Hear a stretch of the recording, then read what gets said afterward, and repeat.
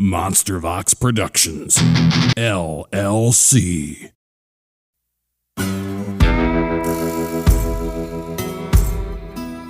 This summer, the most popular show on the planet gets another spin-off. Don't miss Livestock of Yellowstone. Hey, how you doing, Moo? Hi, you must be the head cow.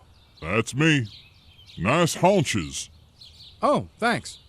You roll in this morning? Yeah, from Cheyenne, Moo.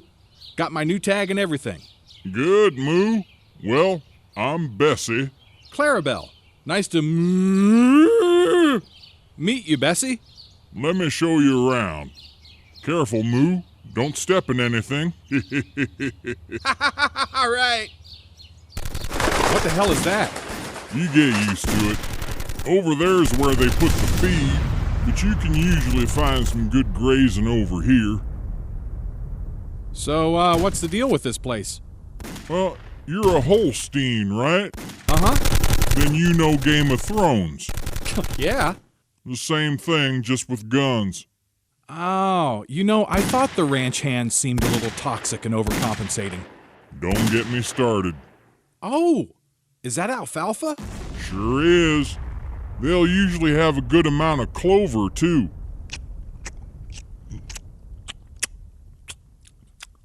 That is so good. Yeah, I love this patch. If you get here right at sunrise, you can usually get some fescue before Buttercup eats all of it. What the? Just look at the grass. My God, who is that? That's Beth. Just keep chewing and looking stupid. Don't make eye contact. Is she covered in blood? About 80% of the time. Would you look at the grass, please? Okay, shouldn't we help her? Trust me, she'll be fine. Just enjoy the grazing and thank the Lord for making you a cow. All right. Ooh, sorghum. Why do the cows have male voices? I don't get it.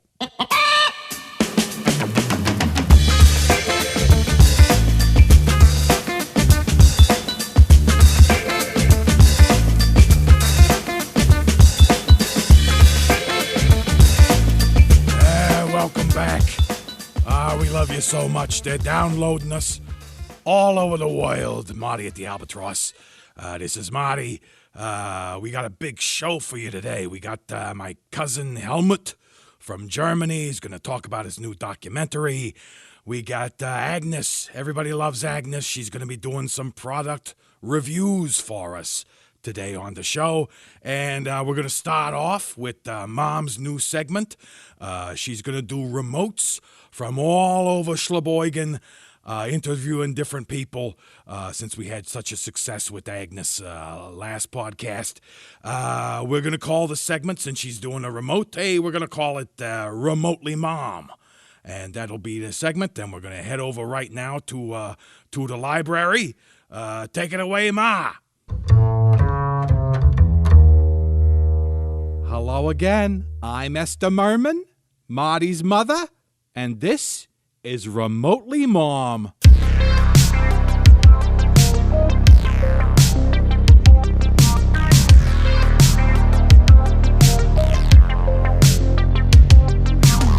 I'm here at the local Schleboygen Public Library with our wonderful librarian, Charlotte Belladonna Montgomery Sterling. Hello. Wonderful to have you on the show, Charlotte. Oh, thank you, Esther. Now, as you know, last year over 1,600 books were banned from school libraries. This is according to a report from PEN America. Charlotte, honey, does this frighten you that so many books are being banned? Oh, of course not, Esther. In fact, all of these banned books are readily available at public libraries and online. The banning of books is ultimately and obviously a useless gesture of small-minded, so-called authority figures seeking a way to curb expression for their own self-aggrandizement. Interesting. And why are these authority figures so obsessed with such a useless gesture? Oh, well, Esther, It stems from the common delusion that having authority transforms one's political statements into holy writ. Making a political statement is just that, making a statement. No one is under any obligation to believe or follow it, in much the same way that a student is under no obligation to not read a particular book. Think about it this way. Over a decade ago, New York's Mayor Bloomberg attempted to ban the sale of large-size sodas in the city to promote healthier diet options. Now, this blithering moron actually seemed to think that his political statement would be embraced by New Yorkers and that none of them would take advantage of its myriad loopholes. If someone wants a large soda and can't get one, they are perfectly capable of buying 2 medium sodas or 4 small ones. Also, what about all of the other things one might find in, say, a New York convenience store? Snack cakes, chips, candy, cookies, all of which are bad for one's diet and, ironically, not banned. Huh. And, just like Mayor Bloomberg, these zealous book banners and the self-righteous parents who support them, let's not forget these exquisite mouth-breathers, choose to live under the delusion that they can control every idea a child takes into their mind. Something that is as impossible as shooting a Cadillac out of one's ass. Nice visual. Thank you. The truth, Esther, is simply most authority figures are egocentric schmucks who fear even the slightest suggestion of a loss of power, and will say and do anything to keep it and use it. Doesn't that make them dangerous? Oh, these ass clowns are only as dangerous as we allow them to be. When they can't publicly discriminate against human beings who are different from them, they're happy to discriminate against the written ideas that humanize those human beings. It's the only subtlety they've mastered. Always remember, it is we who allow authority figures to so readily and easily influence us. But if we put their imbecilic ideas into context, we may discover that, in essence, these people are really no more dangerous than a spider monkey fucking a mango. So, Charlotte, what can we as American citizens in the freest country on earth do in response to book banning? Well, Esther, you know these half-wit Muppets are very easy to find because they rarely shut their mouth holes. Just follow the sound of verbal diarrhea. Once you find a book-banning authority figure, shun them, humiliate them and all who support them, lampoon them mercilessly, take giant runny dumps on their colonial porches, hold them up to society as what they are, fear-mongering douchebags. Thank you so much for your insight, Charlotte. Thank you for having me, Esther. Fuck the fascists.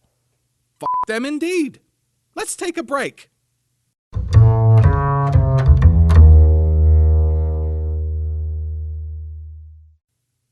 Hello, I'm Michael Caine. Hello, I'm Jason Statham. We two are very famous actors. Both of us starred in a movie called The Italian Job. My version of the movie is a classic. Mine's a pile of shit. We are also known for pausing in the middle of our lines all the time. Some find it tedious, some find it sexy. Many wonder what we think about when we pause in the middle of our lines. What do you think about, Michael Caine? I think about that Zulu movie, and how hot it was when we filmed it, and how everyone smelled. I also think about how I kissed Christopher Reeve in that Death Trap movie. That was hot. Thank you. What do you think about, Jason Statham? I think about how I killed a giant shark in that movie about the giant shark. What else do you think about, Jason Statham? Well, that's it. Well, it's been fun talking. Bye.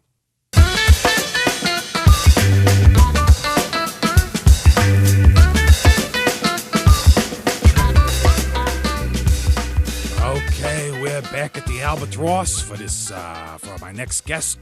Thank you so much, Ma. That was a very informative interview. Here, my next guest is my cousin Helmut. My cousin Helmut, Bürgermeister from Germany. His new documentary about the annual Girl Scout Cookie Drive opens tomorrow night at La Baguette Flottante Film Festival in Jersey City. The film is called Thin Mints Are the Cruelest Cookie. Please welcome a genius of the documentary film scene and my cousin, Helmut Bürgermeister. Oh, thank you so much. Thank you for having me, Marty. I've enjoyed your hospitality so much. You have a fine club here. Oh, you're more than welcome, Helmy. It's good to see you. Let's get to it, okay? You've documented the human experience in some of the most dangerous parts of the world. The Amazon, Siberia, Rwanda, Afghanistan, Antarctica, Arendelle. What brought you to the conclusion that you wanted to do a documentary about Girl Scout cookies?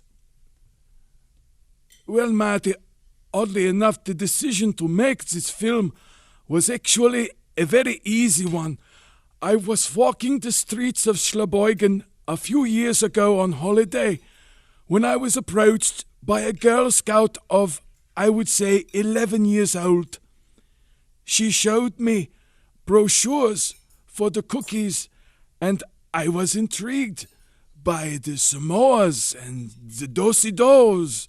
But unfortunately, I have diabetes, as you know. I informed the Girl Scout of this and thanked her, but I said I wouldn't be buying any cookies today. This 11-year-old girl looked at me with a gaze that was as bleak and merciless as any Siberian wind I have ever encountered. She reached beneath her sash and pulled out a machete, and she says, "You're going to buy 6 boxes of tag-alongs, you filthy kraut, or I'm going to tag you with a trefoil in your stinking Hun belly flesh. Capiche?" Mother of God! What did you do? Well, I stood my ground and asked her if she wanted to be in a movie. And she lit up like a Tannenbaum. I'm sure that took a lot of courage, Helmut. More than you know. And this film is the fruits of that courage.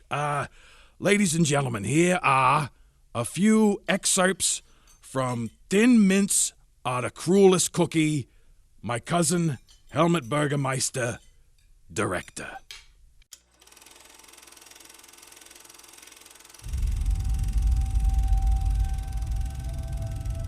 The philosopher Friedrich Nietzsche once wrote, "When you gaze long into the face of a Girl Scout, the Girl Scout gazes also into you, and that is when the attack comes. Not from the front, but from the sides, and the other 2 Girl Scouts you didn't even know were there." Here, in the quiet town of Schleboygen, New Jersey, the annual Girl Scout cookie drive has begun. Most people are told that cookie sales go towards the funding of troop activities and travel. But many law enforcement agencies, including the FBI and Interpol, are not convinced, given the escalation of territorial conflicts between Girl Scout troops. This is a scene with which we are very familiar. The young Girl Scout gives her cookie order form to her mother, who takes it to her place of employment and takes it to a bulletin board for her co-workers to place orders. To the untrained eye, this may appear as a sort of laziness on the part of the Girl Scout, but this is merely a front for the true operation of cookie sales, which involves various forms of intimidation, sabotage, and reprisal. Here, on this backwood road, we find this 12-year-old scout, whom we will refer to as Medicine. She is known by the street parlance of the troops as a mid-level enforcer. Today, she approaches the bunker-like home of a local militant who designs and sells pipe bombs on the dark web. The hell you doing out here, little girl? Medicine is tasked by the troop leader with increasing sales of Thin Mints, normally a poor-selling cookie. Notice Madison's aggressive sales pitch. She is completely unfazed by the man's initial reaction to her and his reputation as a fanatical piece of white bread. That's right. That's right, I'll say it. Sound off that you love Gloria Steinem. Say it. I love Gloria Steinem. I didn't hear you, Tiki Torch boy. Say it I again. love Gloria Steinem. I'm taking your buffalo horns. Oh, wow, okay. Man, that's heavy. My cousin, Helmut Burgermeister, and the film is Thin Mints Are the Cruelest Cookie. Helmy, thank you for coming by. I know your film will do very well, and it's going to scare the hell out of a lot of people. Oh, thank you so much for having me, Marty. We're going to take a quick break, and we'll be back with Agnes and her product reviews. Hello, I'm Mike Powers, proud sponsor of Marty at the Albatross and chairman of the Sheboygan Sociopath Club. And I would like to invite you to the Sheboygan Municipal Pavilion July 2nd through the 5th for the annual celebration of my charity work. This year, admission is only $600, and every penny will go toward promotional materials for next year's celebration. Also, all attendees will be required to bring a fully prepared 15-pound turkey as tribute to me, which should be left to spoil on the grand banquet table while an audience of homeless people watches from behind a barbed wire fence surrounding the pavilion.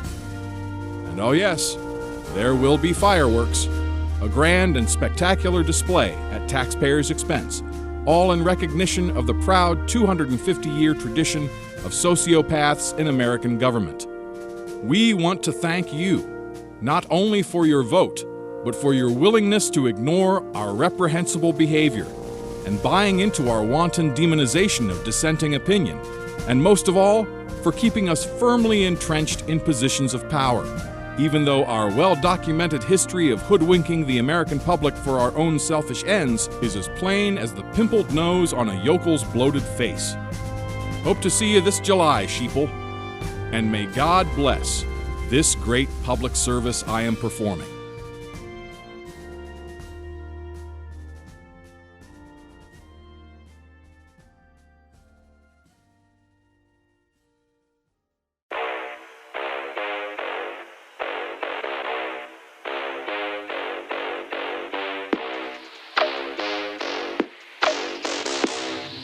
You are now in the presence of...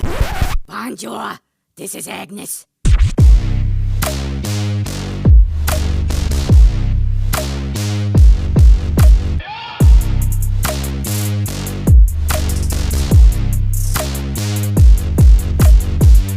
I eat goats. Grab a yoo-hoo if you want. She's Korean. That's your answer for everything.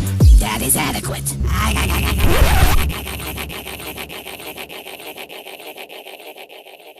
I went shopping the last couple of weeks for some stuff, and I'm gonna review the stuff for you right now.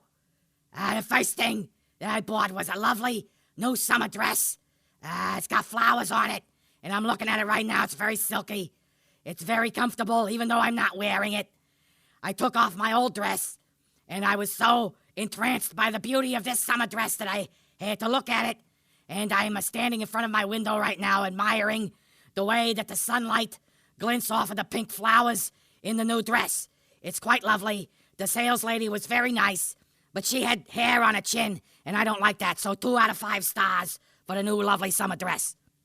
Next, in the lineup for my reviews is the new Netflix documentary about horrible people doing horrible things, and we let them get away with it. We never learn anything from these documentaries.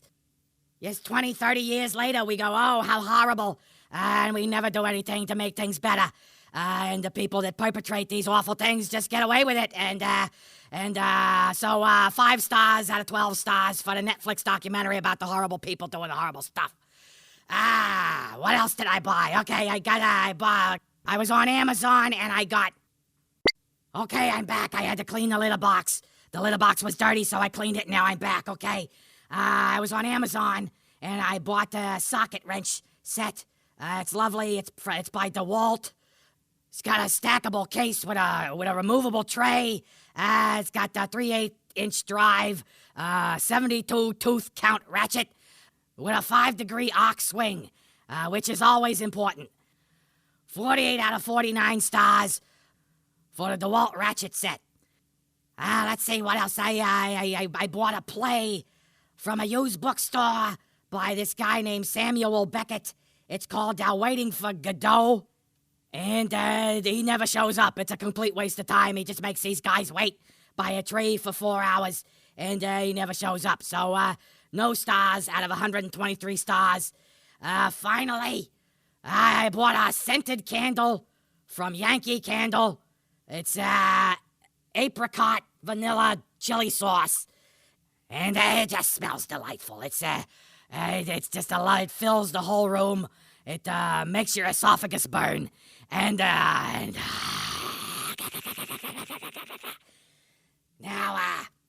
I tell you, you know the best candles are made from 100% pure candle wax. And there's only one way that you can tell if your Yankee Candle is 100% pure. So I'm gonna dig my hand into the jar of the candle that burns, and I'm gonna just that burns too. The wax is very smooth. It's smooth and it's tangy, and that's how you know.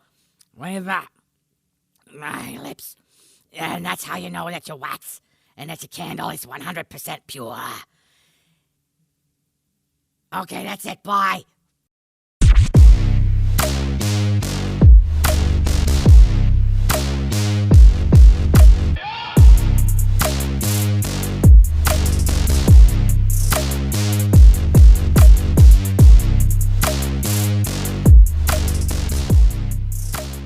All right, everybody, thank you so much for a great show. Thank you, Ma. Thank you, Agnes.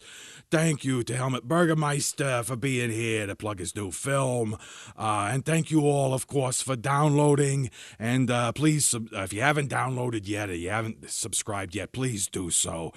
So we can keep bringing in the great guests and having a great time here at the Albatross and giving you a great show. So thank you again, and we'll see you next time.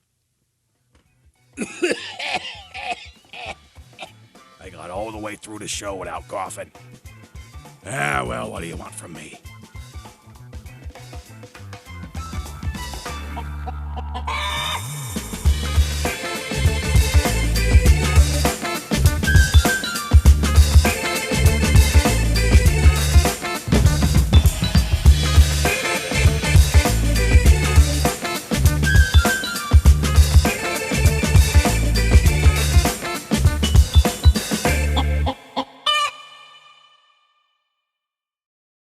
This has been a presentation of MonsterVox Productions. All persons in this podcast are fictional. Any resemblance to any person living or dead is purely coincidental and not intended by the creator. Copy that grabs, audio that crushes. MonsterVox.